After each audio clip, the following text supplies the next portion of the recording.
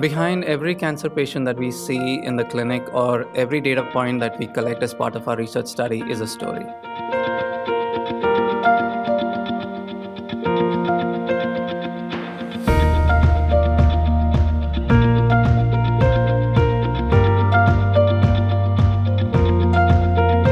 If I'd had a baby and came back to work, okay, you were pregnant, now you're not, let's move on. If I had knee surgery and I came back to work with a cane, you know that I still need physical therapy. But you can't really see the after effects of cancer and its treatment.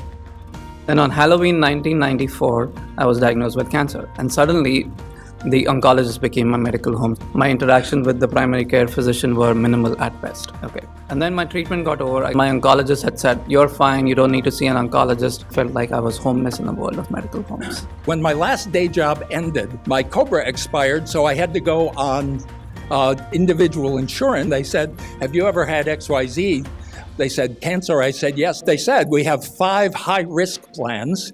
And I said, "All right, what are they?" And I got these 5 PDFs that with different premiums, different deductibles, different copay after deductible, maximum out of pocket, and stop loss maximum. Which one's my best deal?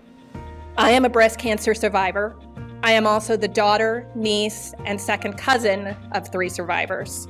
But I'm more or less back to boring.